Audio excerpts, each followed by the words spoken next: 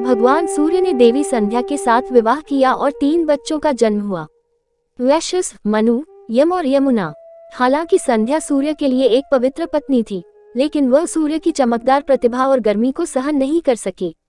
इसलिए वो सूर्य की प्रतिभा का सामना करने के लिए आवश्यक शक्ति हासिल करने के लिए तपस्या करने की इच्छा भी रखती थी, या अपनी तपस्या के परिणामस्वरूप हासिल की गई अपनी प्रतिभा को भी आगे बढ़ाना चाहती थी। संध्या ने एक औरत को बनाया और उसका नाम छाया रखा और कहा कि वह सूर्य की पत्नी के रूप में अपनी भूमिका का प्रतिनिधित्व करे और 3 बच्चों की देखभाल भी करे। हालांकि वह सूर्य भगवान के लिए अपनी योजनाओं को किसी के सामने प्रकट नहीं करना चाहती थी, इसलिए वह तपस्या करने के लिए जंगलों में चली गई। चून की छाया बहुत साधारण रूप से मिलती जुलती थी, सूर्य भगवान उस पर संदेह नहीं कर सके। छाया के माध्यम से सूर्य भगवान के 3 और शिशु हुए थे, जो थे मनु, शनि और तापति। इसलिए शनि को सूर्य के पुत्र और यम का भाई कहा जाता है। जब शनि छाया के गर्भ में थे, उसने भगवान शिव को प्रसन्न करने के लिए चमकदार सूर्य के नीचे एक गंभीर तपस्या की। चूंकि वह पूरी तरह से भगवान शिव की प्रार्थना और पूजा में डूब गई थी, दिव्य शक्ति गर्भ के भीतर बच्चे का पोषण करती थी, इसलिए शनि देव भगवान शिव को बहुत समर्पित थे।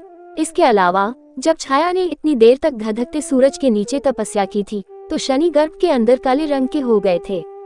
जैसे ही शनि देव जन्म हुआ, सूर्य भगवान ने उनके रंग को देखकर तुच्छ जाना और इस बात पर संदेह किया कि क्या शनि का जन्म उनके पास हुआ था।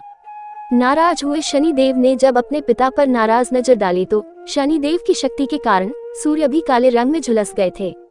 बाद में सूर्य ने अपनी गलती के लिए पश्चाताप किया और भगवान शिव की पूजा की, जिन्होंने उन्हें बताया कि क्यों शनि इतने काले थे।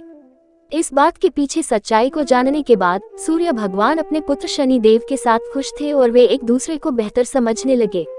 शनि देव भगवान शिव के एक प्रेरक शिष्य बन गए और सभी ज्ञान उनसे सीख गए।